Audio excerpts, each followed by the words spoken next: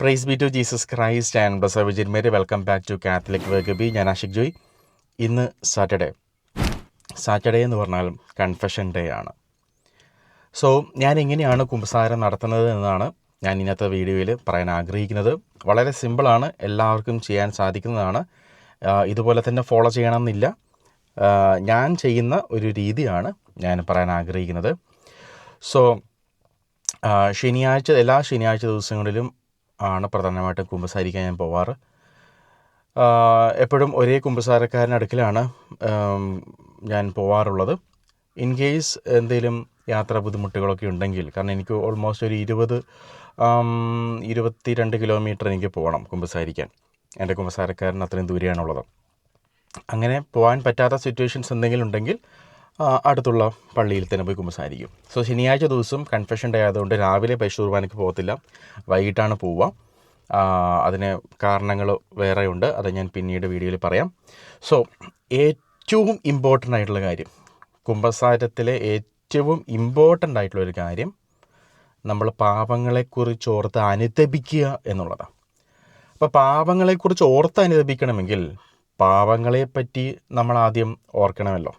ഈ കഴിഞ്ഞ ഒരാഴ്ചക്കാലം നമ്മൾ ദൈവത്തോടും മനുഷ്യരോടും ചെയ്തിട്ടുള്ള പാപങ്ങൾ എന്തൊക്കെയാണെന്ന് നമ്മൾ പ്രാർത്ഥിച്ച് പരിശുദ്ധാത്മാവിൻ്റെ സഹായത്തോടു കൂടെ നമ്മൾ ചോദിക്കുന്നു. അതിന് ഏറ്റവും ബെസ്റ്റ് പ്ലേസ് എന്ന് പറയുന്നത് ദിവ്യകാരുണ്യ സന്നിധിയാണ്. ഈശോയുടെ മുന്നിൽ നിന്ന് നമ്മൾ പാപങ്ങളെക്കുറിച്ച് ഓർത്ത് അനുതപിക്കുന്നു. സോ ഇതിന് ഒരു പേപ്പറും പെന്നും ഉണ്ടെങ്കിൽ അത്രയും നല്ലത്. ഇങ്ങനെ പറയുമ്പോൾ മറന്നു പോകുന്ന ആൾക്കാരാണെങ്കിൽ, ഞാൻ നിലവിൽ പേപ്പറും പെൻ എടുക്കുന്നില്ല. അങ്ങനെ ട്രെയിൻ ചെയ്ത ആൾക്കാരാണെങ്കിൽ കുഴപ്പമില്ല, നിങ്ങൾക്ക് ഓർമ്മയിലും പാപങ്ങൾ നിൽക്കുമെങ്കിൽ കുഴപ്പമില്ല. എന്നാൽ കുമ്പസാരിച്ച് കഴിഞ്ഞിട്ട് അയ്യോ ഞാൻ ഈ പാപം പറയാൻ മറന്നു പോയല്ലോ എന്ന് പറഞ്ഞ് ടെൻഷൻ അടിച്ചിട്ട് വീണ്ടും പാപം ചെയ്യുന്ന ആൾക്കാരാണെങ്കിൽ നിങ്ങളൊരു പേപ്പറും പെന്നും എടുക്കുന്നതായിരിക്കും എന്തുകൊണ്ടും നല്ലത്. സോ ഞാനിപ്പോൾ പോകാൻ പോകുന്നത് തലശ്ശേരി അതിരൂപതയുടെ ദിവ്യകാരുണ്യ ചാപ്പലിലാണ്. വളരെ സ്വസ്ഥമായിട്ട് നമുക്ക് പ്രാർത്ഥിക്കാൻ പറ്റുന്ന ഒരു ചാപ്പലാണത്. സോ അവിടെ പോയി കഴിഞ്ഞ് അവിടെ നിന്നാണ് ഞാൻ പ്രാർത്ഥിക്കാൻ വേണ്ടി തുടങ്ങുന്നത്. സോ അപ്പോൾ അവിടെ ആരാധന ചാപ്പൽ വെച്ച് എനിക്കിതിൻ്റെ സ്റ്റെപ്പുകളൊന്നും പറഞ്ഞുതരാൻ പറ്റത്തില്ല. സോ ഞാൻ ഇവിടുന്ന് ഇതിൻ്റെ പാർട്ട് എ ഞാൻ പറഞ്ഞു തരാം. ദിവ്യകാരുണ്യ സന്നിധിയിൽ നമ്മൾ പോകുന്നു, ഈശോയ്ക്ക് കൊടുക്കേണ്ട ആരാധന നമ്മൾ കൊടുക്കുന്നു, സങ്കീർത്തനം 51 വായിക്കുന്നു. അതിനുശേഷം ഈ ഒരാഴ്ചക്കാലം നമ്മൾ ചെയ്തു പോയിട്ടുള്ള പാപങ്ങൾ നമ്മൾ പരിശുദ്ധാത്മാവിനോട് ചോദിക്കുന്നു, പരിശുദ്ധാത്മാവെ എനിക്ക് ഓർമ്മപ്പെടുത്തി തരണമേ എന്ന്. അങ്ങനെ 1 മുതൽ 10 വരെയുള്ള കൽപ്പനകൾ ഒരു കുമ്പസാര സഹായം ഉണ്ടെങ്കിൽ അത്രയും നല്ലത്. എന്നാൽ ഇങ്ങനെ ധ്യാനത്തിനൊക്കെ പോയിട്ട് അതിനെപ്പറ്റിയൊക്കെ ബോധ്യമുള്ള ആൾക്കാരാണെങ്കിൽ ഓരോ കൽപ്പനകളും എടുത്ത് പ്രാർത്ഥിച്ച് ഈശോയ്ക്കെതിരെയും മനുഷ്യർക്കെതിരെയും ചെയ്തിട്ടുള്ള പാപങ്ങൾ നമ്മൾ ഓർത്തെടുക്കുക. മാരക പാപങ്ങൾ ആദ്യം പറയുക, പിന്നീട് ലഘുപാപങ്ങൾ പറയുക. ഈ ഒരു രീതി നമ്മൾ ഫോളോ ചെയ്യുക. ബാക്കി കാര്യങ്ങൾ അവിടെ എത്തിക്കഴിഞ്ഞാൽ ഞാൻ പറയാം. ഞാൻ ആർച്ച് ബിഷപ്സ് ഹൗസിൽ എത്തിയിരിക്കുകയാണ്. ഇതാണ് ബിഷപ്സ് ഹൗസിൻ്റെ എൻട്രൻസ്. അപ്പോൾ ദിവ്യകാരുണ്യ സന്നിധിയിൽ നമ്മൾ എത്തിക്കഴിയുമ്പോൾ ഏറ്റവും പ്രധാനമായിട്ടൊരു കാര്യം, നമ്മൾ ഈശോയുടെ സന്നിധിയിലാണെന്നുള്ളൊരു ബോധ്യം നമുക്ക് വരണം. അതിന് സാധാരണയായിട്ട് നമുക്ക് ഇഷ്ടമുള്ളൊരു ഭക്തിഗാനം നമ്മൾ പാടുന്നതായിരിക്കും കുറച്ചുകൂടെ നല്ലത്. അതായത് നമ്മുടെ ആത്മാവിനെ ഉണർത്താൻ പറ്റുന്ന, ഈശോയുടെ പ്രസൻസ് ഫീൽ ചെയ്യാൻ പറ്റുന്ന ഭക്തിഗാനങ്ങൾ. അപ്പോൾ നമുക്ക് ഏത് വേണേലും പാടാം. അപ്പോൾ ഞാൻ സാധാരണയായിട്ട് യേശുവിൻ തിരുരക്തമേ, യേശുവിൻ ശരീരമേ, എന്നെ വിശദീകരിക്കണമേ എന്ന ഒരു മലയാളം പാട്ടിൻ്റെ ഒരു ലാറ്റിൻ പാട്ടുണ്ട്, ആനിമ ക്രിസ്റ്റി എന്ന് പറഞ്ഞിട്ട്. അതാണ് സാധാരണയായിട്ട് ഞാൻ ദിവ്യകാരുണ്യ സന്നിധിയിൽ ഞാൻ പാടാറ്. അപ്പോൾ അതിങ്ങനെയാണ്: Anima Christe sanctificame, Corpus Christi salvame, Sanctis Christi inebriame,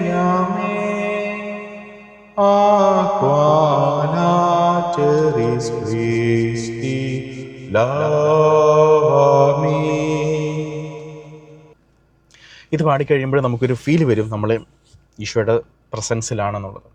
so കുമ്പസാരിക്കാൻ പോകുമ്പോഴേ നമ്മൾ ആദ്യമായിട്ട് നമ്മൾ ചെയ്യേണ്ട ഒരു കാര്യം, ഒരു പേപ്പറും പെന്നും എടുക്കുക, കുമ്പസാര സഹായം ഉണ്ടായിരിക്കുക.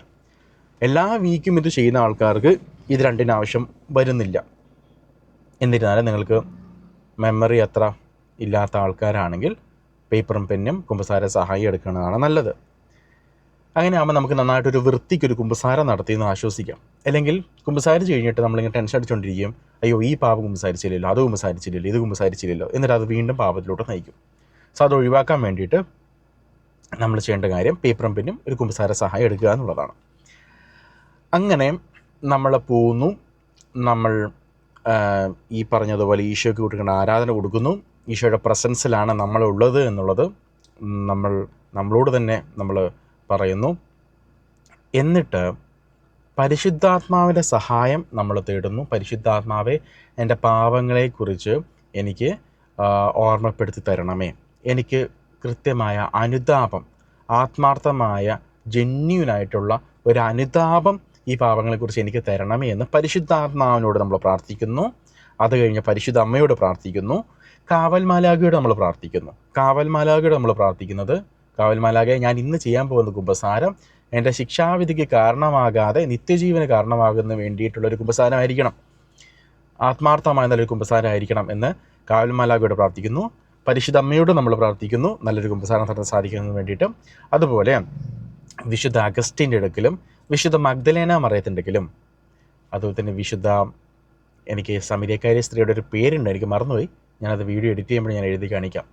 സമരിയക്കാരി സ്ത്രീയോടും പ്രാർത്ഥിക്കാം. ഇത് മാതാവ് തന്നെ വെളിപ്പെടുത്തിയൊരു കാര്യമാട്ടോ. ഒരു ആ പരിശുദ്ധമ്മയുടെ അനുദിന സന്ദേശങ്ങൾ ലഭിക്കുന്ന ആ പയ്യൻ്റെ അടുക്കൽ മാതാവ് വെളിപ്പെടുത്തിയതാണ്.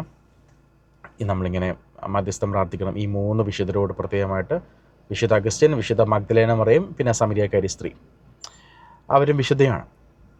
അങ്ങനെ ഇവരുടെ മധ്യസ്ഥം പ്രാർത്ഥിച്ചുകൊണ്ട് നമ്മൾ പിന്നീട് ചെയ്യാൻ പോകുന്ന കാര്യം എന്ന് വെച്ചാൽ, നമ്മൾ പാപങ്ങളെക്കുറിച്ച് ഓർത്ത് അനുദപിക്കുന്നു. 10 കൽപ്പനകൾ വെച്ച് നമ്മൾ ഓരോ പാപങ്ങളും നമ്മളിങ്ങനെ പോയിൻ്റ് ബൈ പോയിൻ്റ് നമ്മൾ എഴുതുന്നു. ഇവിടെ നമ്മൾ പാപങ്ങൾ പരിശുദ്ധാത്മാവിൻ്റെ സഹായത്തോടുകൂടെ നമ്മൾ എഴുതുന്നു. നമുക്ക് അനുതാപം ആവശ്യമാണ്.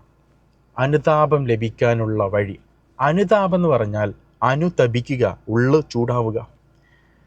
അനുദപിക്കാനുള്ള ഏറ്റവും സിമ്പിളായിട്ടുള്ളതും ഏറ്റവും സ്ട്രോങ് ആയിട്ടുള്ളതുമായിട്ടുള്ള വഴിയെന്ന് പറഞ്ഞാൽ ഈശോയുടെ പീഡാനുഭവങ്ങളെ ധ്യാനിക്കുക എന്നുള്ളതാണ്. നമ്മൾ ശരീരത്തിൽ ചെയ്തിട്ടുള്ള, നമ്മൾ ദൈവത്തോടും മനുഷ്യരോടും ചെയ്തിട്ടുള്ള ഓരോ പാപങ്ങളും അതിന് ഈശോ എങ്ങനെ പരിഹാരം ചെയ്തു എന്നുള്ളത് നമ്മൾ ധ്യാനിക്കുക. ഞാൻ കൈകൊണ്ട് ഒരാളെ തല്ലി, കൈകൊണ്ട് ഞാൻ പാപം ചെയ്തു, ഈശോയുടെ കരങ്ങൾ തുളക്കപ്പെട്ടത് ധ്യാനിക്കുക എന്നുള്ളത്. So passion of the Christ cinema ഇറങ്ങിക്കഴിഞ്ഞപ്പോൾ ഇത് നമുക്ക് വളരെ സിമ്പിളായി ആ രംഗങ്ങൾ നമ്മൾ ധ്യാനിച്ചാൽ മതി. ഞാൻ ഗ്യാരണ്ടി ചെയ്യുന്നു, നിങ്ങൾ അങ്ങനെ ചെയ്ത് നിങ്ങൾ പൊട്ടി പൊട്ടി പൊട്ടി നമ്മൾ കരയും. നമ്മൾ കണ്ണടച്ച് നമ്മൾ ധ്യാനിക്കണം, ആ സീൻ ഓർക്കണം, ഈശോയുടെ ആ കരങ്ങൾ തുളക്കപ്പെടുന്ന ഭാഗങ്ങൾ. മറ്റേ ലെഫ്റ്റ് ഹാൻഡ് റൈറ്റ് ഹാൻഡ് ഇങ്ങനെ പിടിച്ച് മീൻസ് ആ ഹോളിലോട്ട് എത്താത്തത് കൊണ്ട് കയറ് കെട്ടിയിട്ടാണ് വലിക്കുന്നത്. അപ്പം ഷോൾഡർ ലൊക്കേഷൻ മാറുന്നുണ്ടെന്ന് തോന്നുന്നു ഈശോയുടേത്. അങ്ങനെ ഈശോ വേദന അനുഭവിക്കുന്നത്, ഈശോയുടെ തിരുവിലാവിൽ കുന്തം കൊണ്ട് കുത്തുന്നത്, കാലിലാണ് അടിക്കുന്നത്, തലയിൽ, ഇതൊക്കെ നമ്മൾ തല കൊണ്ട് ചെയ്ത, നമ്മുടെ ചിന്തയിൽ ചെയ്ത പാപങ്ങൾ. അങ്ങനെ ഓരോ നമ്മൾ ഈശോയുടെ പീഡാനുഭവത്തെ പറ്റി ധ്യാനിക്കുമ്പോൾ, ഈശോ ഗെത്സമനിയിൽ രക്തം വരുന്നത്, ഈശോ വീണത്, ഇത് നമ്മൾ ധ്യാനിച്ച് കഴിയുമ്പോൾ നമുക്ക് ഈ പറഞ്ഞതുപോലെ ശരിക്കും നമ്മുടെ ഉള്ളു തപിക്കാൻ തുടങ്ങും, ചൂടാവാൻ തുടങ്ങും. ഇപ്പം catechism of saint Pius the 10th പറയുന്നത്, അനുദപിക്കുമ്പോൾ കണ്ണുനീര് വരണം എന്നില്ല. കണ്ണുനീര് വരുന്നത് നമുക്ക് വേണ്ടി ഉണ്ടാക്കിയെടുക്കാം. പക്ഷേ ആത്മാർത്ഥ ശരിക്കും നമ്മൾ അത്രയും ഒരുക്കത്തോടു കൂടെ ആണെങ്കിൽ ഒരു ഇറ്റ് കണ്ണുനീരെങ്കിലും തീർച്ചയായിട്ടും ഇറ്റുമെന്നുള്ളത്. അപ്പം നരകത്തിൽ പോകുമെന്ന് പേടിച്ചിട്ടുള്ളൊരു കുമ്പസാരത്തിൻ്റെ ഒരുക്കമായിരിക്കരുത്. നേരെ മറിച്ച് എന്നെ ഇത്രയും സ്നേഹിക്കുന്ന ഈശോയെ ഞാൻ വേദനിപ്പിച്ചല്ലോ എന്നത് ചിന്തിച്ച് ഈശോയുടെ പീഡാനുഭവം ധ്യാനിച്ചിട്ട് വേണം നമ്മളിത് ചെയ്യാൻ. എന്നിട്ട് ഓരോ പാപങ്ങൾ ഈശോയെ ചെയ്തേ, ഞാനിങ്ങനെ ഞായറാഴ്ച ദിവസം ഞാൻ പരിശുദ്ധമായിട്ട് ആചരിച്ചില്ല, എന്നോട് ക്ഷമിക്കണമേ, ഞാനിങ്ങനെ മാതാപിതാക്കന്മാരെ ബഹുമാനിച്ചില്ല, ഇങ്ങനെ നമ്മൾ ഓരോ പാപങ്ങളെടുത്ത് ഈശോയോട് പറഞ്ഞ് നമ്മൾ അനുദപിക്കുകയാണ്. ഇങ്ങനെ നമ്മൾ ആ പേപ്പറിൽ നമ്മളെല്ലാം എഴുതി 10 കൽപ്പനകൾ എഴുതി കഴിഞ്ഞാൽ അതിൻ്റെ കൂട്ടത്തിൽ ശ്രദ്ധിക്കേണ്ട കാര്യം, ആദ്യം മാരകപാപങ്ങൾ എഴുതുക, പിന്നെ ലഘുപാപങ്ങൾ എഴുതുക എന്നുള്ളതാണ്. നേരെ തിരിച്ചാണെങ്കിൽ മാരകപാപം പറഞ്ഞു കഴിഞ്ഞിട്ട് ലഘുപാപം പറയാൻ സാത്താൻ സമ്മതിക്കത്തില്ല, സാത്താൻ ലജ്ജ കൊണ്ടുതരും. സോ ആദ്യമേ പോയി മാരകഭാവം പറഞ്ഞു കഴിഞ്ഞാൽ നമ്മൾ ഫ്രീ ആയി. അങ്ങനെ നമ്മൾ അനുതാപം നമുക്ക് ലഭിച്ചു കഴിഞ്ഞാൽ, അനുതാപം ലഭിക്കുന്നവരെ നമ്മൾ അവിടെ ഇരിക്കണം, കുത്തിയിരിക്കണം. വാ കൊണ്ടുള്ള എക്സസൈസ് അല്ല, നമ്മുടെ അനുതാപത്തിൻ്റെ അളവനുസരിച്ചിരിക്കും പാപങ്ങൾ ക്ഷമിക്കപ്പെടുന്നത്. അല്ലാതെ വൈദികൻ്റെ യോഗ്യതയല്ല. ചിലർ കരുതുന്നുണ്ട്, മോശം അച്ഛനാണ്, ഞാൻ കുമ്പസാരിച്ചിട്ട് എന്താ കാര്യം, എൻ്റെ കുമ്പസാരം ദൈവം ക്ഷമിക്കോ? എടാ, നിൻ്റെ അനുതാപത്തിൻ്റെ അളവനുസരിച്ചിട്ടാണ് ഈശോ ക്ഷമിക്കുന്നത്. എത്രത്തോളം ആത്മാർത്ഥയോടെ വ്യക്തതയോടുകൂടെ ഒരു പാപം എത്ര തവണ ചെയ്തു എന്ന് പറയണം. ഓർമ്മയില്ലെങ്കിൽ പല തവണ ചെയ്തു എന്ന് പറയണം. വ്യഭിചാരം ചെയ്തിട്ട് മോശം പാപം ചെയ്തെന്നല്ല കുമ്പസാരിക്കേണ്ടത്, വ്യഭിചാരം ചെയ്തു എന്ന് തന്നെ പറയണം. ചില പാപങ്ങൾക്ക് സബ് പാപങ്ങളുണ്ടാവും, ആ പാപങ്ങൾ എടുത്ത് പറയണം. അതായത് ഞാൻ നുണ പറഞ്ഞു അച്ഛാ, പാവം അച്ഛനായിരിക്കും, പാവം പയ്യൻ, ഒരു നുണ പറഞ്ഞതൊക്കെ കുമ്പസാരത്തിൽ വന്ന് പറയുന്നുണ്ടല്ലോ. എത്ര തവണ നുണഞ്ഞ് പറഞ്ഞു എന്ന് പറയണം. ഞാൻ ആ നുണ പറഞ്ഞത് വഴി ആരുടെയും ലൈഫിൽ എന്തെങ്കിലും മോശം കാര്യം സംഭവിച്ചിട്ടുണ്ടെങ്കിൽ അത് പറയണം. അതാണ് സബ് പാപം എന്ന് ഞാൻ പറയുന്നത്. അങ്ങനെ ഓരോ പാവങ്ങൾക്കും സബ് പാപങ്ങൾ സാധാരണയായിട്ട് ഉണ്ടാവാറുണ്ട്. നമ്മൾ അതൊക്കെ പരിശുദ്ധാത്മാവോട് ചോദിച്ച് നമ്മൾ പേപ്പറിൽ നമ്മൾ എഴുതിയെടുക്കുക. അങ്ങനെ ചെയ്തു കഴിഞ്ഞാൽ നമുക്ക് അനുതാപം ലഭിച്ചു കഴിഞ്ഞാൽ നമ്മുടെ അനുദപിക്കുന്ന ഭാഗം ക്ലിയറായി കഴിയും. ബാക്കി ഇനി നമ്മൾ കുമ്പസാരത്തിൽ അത് ഏറ്റു പറയുക എന്നുള്ളത് മാത്രമേ ഉള്ളൂ. അത് ഞാൻ ആരാധനയ്ക്ക് പോയി കഴിഞ്ഞിട്ട് ബാക്കി ഞാൻ പറഞ്ഞുതരാം. Pass your Christe confortame, O bone Iesu exaudime, in Raul naratua, absconde me, anima Christe sanctificame, corpus Christi salvame, sanguis Christi inepiame, aqua lateris Christi lavame. അപ്പോൾ നമ്മുടെ കുമ്പസാരത്തിൻ്റെ ഒരുക്കങ്ങൾ കഴിഞ്ഞു. ആരാധന ചാപ്പലിൽ നിന്ന് ഞാൻ പുറത്തിറങ്ങി. ഇനി എനിക്ക് എൻ്റെ കുമ്പസാരക്കാരനെ ഒന്ന് ഫോൺ വിളിക്കാനുണ്ട്. അപ്പോൾ നമുക്ക് സ്ഥിരമായിട്ടൊരു കുമ്പസാരക്കാരനായിട്ടുള്ള വൈദികനെ വെക്കുന്നത് നല്ലതാണ്.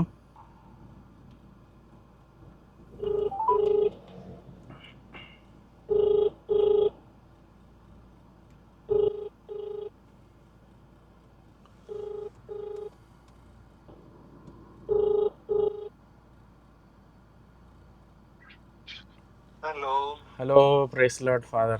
Praise the Lord. Good afternoon. Good afternoon. How are you? I am fine. Okay. Sorry. Are you available today? Yes. Okay. So I am on the way. So now I am in Talasiri.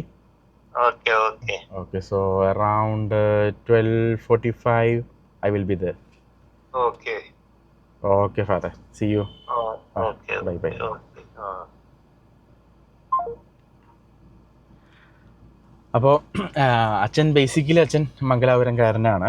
So Malayalam അറിയാം, ഞാൻ മലയാളത്തിൽ തന്നെയാണ് സംസാരിക്കാറ്. അപ്പോൾ അച്ഛന് സംസാരിക്കാൻ ഒരു ബുദ്ധിമുട്ടില്ലാതിരിക്കാൻ വേണ്ടിയിട്ടാണ് ഇംഗ്ലീഷിൽ ഞങ്ങൾ പേഴ്സണലി കുമ്പസാരം കഴിഞ്ഞാലും ഇച്ചിരി നേരം, ഓൾമോസ്റ്റ് 1 മണിക്കൂറും ചിലപ്പോൾ 1 മണിക്കൂർ കൂടുതലും കുമ്പസാരം കഴിഞ്ഞ് ഞങ്ങൾ സംസാരിക്കും. കുമ്പസാരം കഴിഞ്ഞ് എനിക്ക് അച്ഛൻ്റെ സംസാരിക്കുമ്പം യാതൊരുവിധ രീതിയിലുള്ള ചമ്മലുകളോ അങ്ങനെ ഒന്നും നമുക്ക് തോന്നാറില്ല.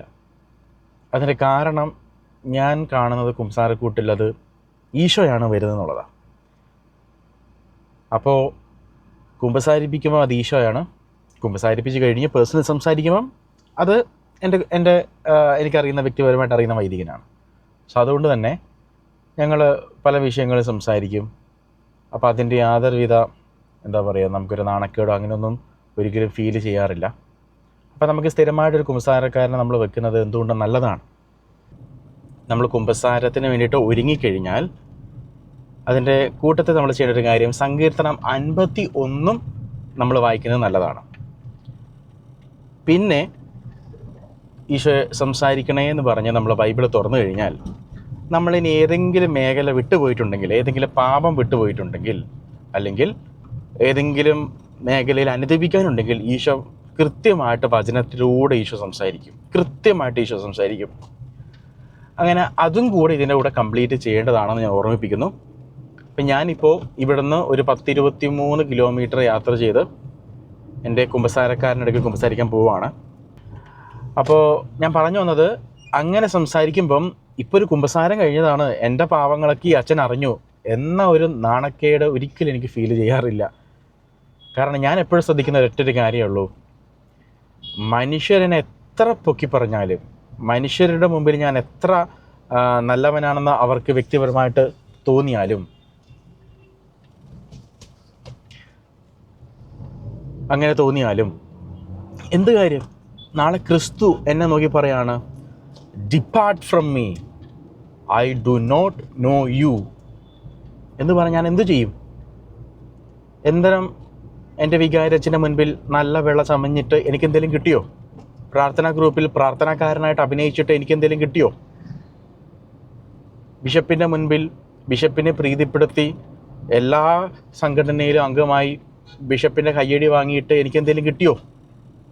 അതാണ് ഒരു പാട്ടിൽ പറയുന്നത്, ലോകം എന്നെ ഉയർത്തിയിടുമ്പോൾ എന്നെ അറിയുന്ന എൻ ദൈവമേ, യോഗ്യതയാൽ എനിക്കൊന്നുമില്ല, എൻ്റെ സർവവും നീ തന്ന ദാനമല്ലോ.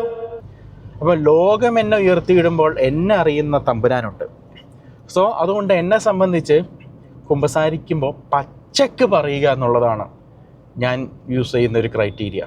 അതായത് സാത്താനെ പോലും കുറ്റപ്പെടുത്താതെ കംപ്ലീറ്റ് ഉത്തരവാദിത്തം ഈ പാപത്തിൻ്റെത് എൻ്റെതാണ് എന്ന് പറഞ്ഞ് വ്യക്തതയോടുകൂടെ കുമ്പസാരിപ്പിക്കുന്ന അച്ഛൻ ഒരു വീഡിയോ കാണുന്നത് പോലെയായിരിക്കും ഞാൻ വ്യക്തിപരമായിട്ട് കുമ്പസാരിക്കുന്നത്. കാരണം അച്ഛന് അത്രമാത്രം ഞാൻ പറയുന്നത്, ഞാൻ ചെയ്ത പാപത്തിൻ്റെ ഇൻറ്റൻസിറ്റി ആ വൈദികന് മനസ്സിലാവണം.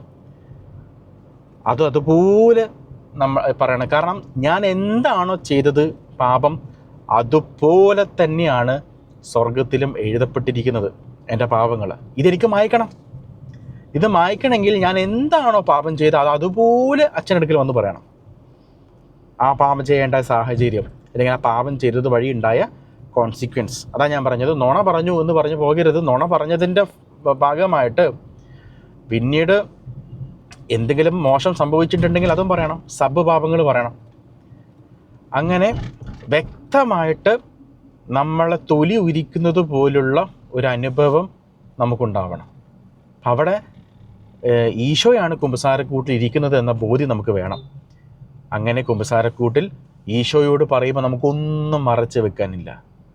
ലേസർ കണ്ണുകളോടുകൂടെ തമ്പുരാൻ നമ്മുടെ ഹൃദയത്തിലേക്ക് നോക്കുന്നുണ്ട്. ഓരോ കുഞ്ഞു കാര്യങ്ങളും ഈശോയ്ക്ക് അറിയാം.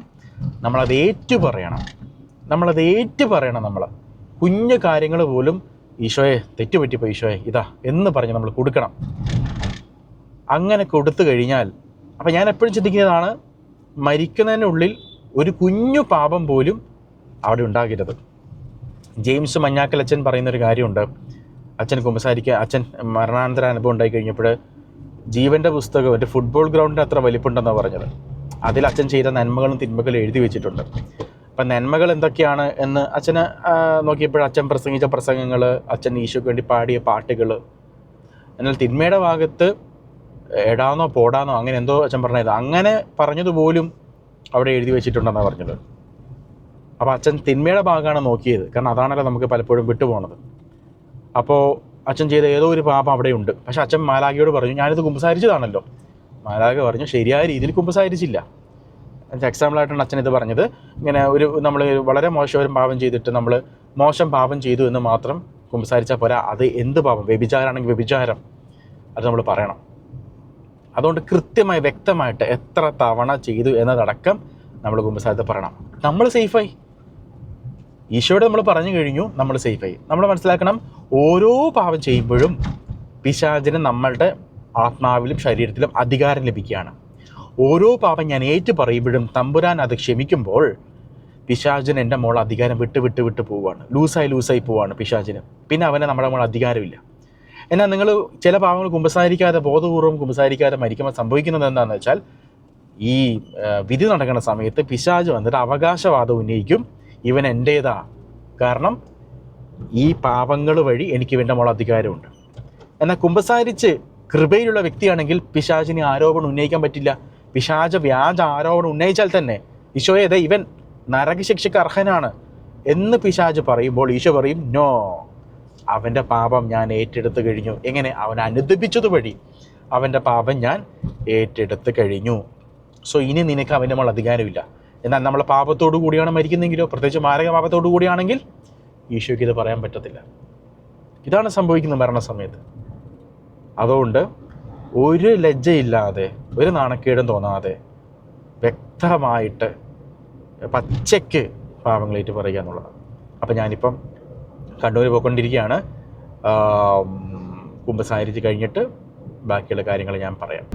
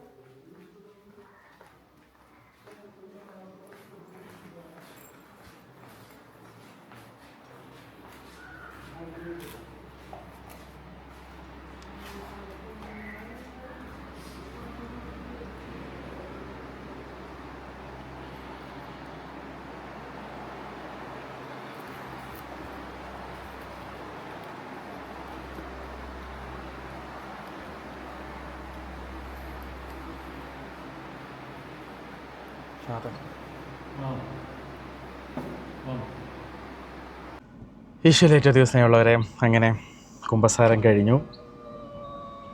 എപ്പോഴും ഞാൻ പറഞ്ഞതുപോലെ കുമ്പസാരം കഴിഞ്ഞ് കുറച്ച് നേരം അച്ഛനായിട്ടൊക്കെ സംസാരിച്ചിട്ട് ഞാനിപ്പോൾ തിരിച്ച് പോവാണ്.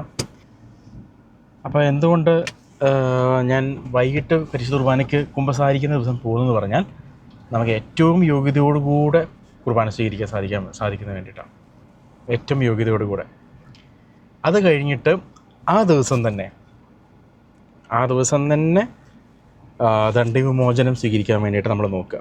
അപ്പോൾ ഇപ്പം നമുക്കറിയാം, നമുക്ക് ഒരു കാര്യം മനസ്സിലാക്കുക, നമുക്ക് എല്ലാ ദിവസവും നമുക്ക് ദണ്ഡവിമോചനം സ്വീകരിക്കാവുന്നതാണ്. എല്ലാ ദിവസവും ഏതെങ്കിലും പെർട്ടിക്കുലർ എന്തെങ്കിലും സംഭവങ്ങൾ വരുന്നവരെ നമ്മൾ വെയിറ്റ് ചെയ്യരുത്.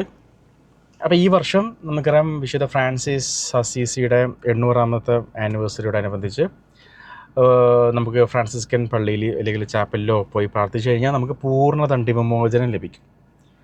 അപ്പോൾ അത് ലഭിക്കണമെങ്കിൽ കുമ്പസാരിക്കണം, പരിശുദ്ധ കുർബാന സ്വീകരിക്കണം.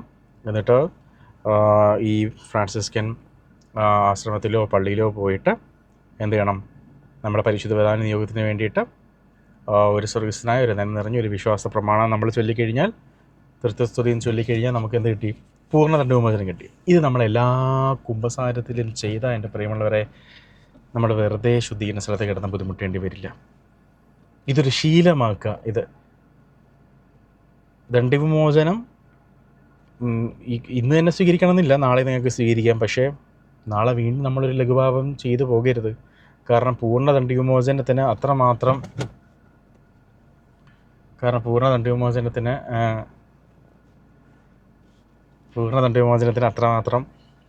ഒരുക്കം ആവശ്യമാണ്. ലഘുപാപങ്ങൾ പോലും ഉണ്ടാവരുത്. അത്രമാത്രം ഒരുങ്ങി കുമ്പസാരിക്കണം. തൊട്ടടുത്ത ദിവസം നിങ്ങൾക്ക് പിന്നെയും ലഘുപാപം വന്നു കഴിഞ്ഞാൽ കാര്യം പോയി. പിന്നെ മാരകപാപത്തിലാണെങ്കിൽ നമുക്ക് പൂർണ്ണ ദണ്ഡവിമോചനവും ഭാഗിക ദണ്ഡവിമോചനവും നമുക്ക് സ്വീകരിക്കാൻ പറ്റത്തില്ല. ഇതാണ് സിറ്റുവേഷൻ. സോ നമ്മൾ എന്ത് ചെയ്യണം? ആ ദിവസം തന്നെ പറ്റുകയാണെങ്കിൽ നമ്മൾ ചെയ്യുക. അല്ലെങ്കിൽ അടുത്ത ദിവസം നമ്മൾ വളരെ സൂക്ഷ്മതയോടുകൂടെ കൈകാര്യം ചെയ്തിട്ട് നമ്മൾ കുമ്പസാരിക്കാവുന്നതാണ്. അച്ഛാ, ഈശോ ശരിയട്ടെ. ഭക്ഷണം കഴിക്കുന്ന ഇല്ല ഇല്ല ഇല്ല. ഇല്ല, ഞാൻ ആ. സംസാരിക്കാൻ മതിയായിരുന്നു. ആ. കഴിക്കും ഭക്ഷണം കഴിക്കുന്ന ഇല്ല ഇല്ല ഞാൻ ഉറപ്പാ? പോയിട്ട് ആ ശരി അച്ഛാ.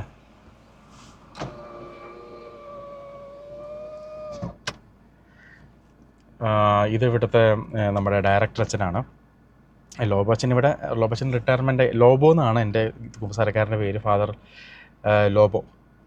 അപ്പോൾ അദ്ദേഹം ഇവിടെ എന്താ പറയുക ഇതുപോലെ കുമ്പസാരവും, അപ്പോൾ ഇത് മെയിനായിട്ട് ഇതൊരു എന്താ പറയുക നമ്മൾ കുറച്ച് മാനസിക വെല്ലുവിളികൾ നേരിടുന്നവരും അതുപോലെ ഇങ്ങനെ റോഡ് സൈഡിൽ നിന്നൊക്കെ കിട്ടുന്ന ആൾക്കാരെ പോലീസുകാരൊക്കെ ഇവിടെ കൊണ്ടുവരും. അങ്ങനെയുള്ള സ്ഥലമാണിത്. ഹോളി മൗണ്ട് എന്ന് പറയും. അപ്പോൾ ഇത് അൽമായൻ്റെതായിരുന്നു, പിന്നീട് അൽമായൻ അത് രൂപതയ്ക്ക് കൊടുത്തു. ഈ രൂപത വളരെ ഭംഗിയായിട്ട് അത് കൊണ്ടുപോകുന്നുണ്ട്.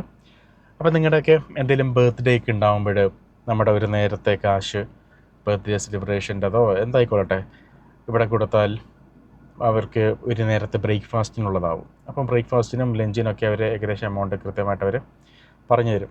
അപ്പം അങ്ങനെയൊക്കെ ചെയ്യുന്നത് നല്ലതാണ്. ഹോളി മൗണ്ട് എന്നാണ്, ഹോളി മൗണ്ട് കണ്ണൂർ എന്ന് സെർച്ച് ചെയ്താൽ നിങ്ങൾക്ക് കാണാൻ സാധിക്കും, അതിൻ്റെ ഡീറ്റെയിൽസൊക്കെ കിട്ടും. അപ്പം ഞാൻ പറഞ്ഞു വന്നത്, ഇപ്പം വന്ന അച്ഛൻ ഷിജോ അച്ഛൻ ഇവിടുത്തെ ഡയറക്ടർ അച്ഛനാണ്.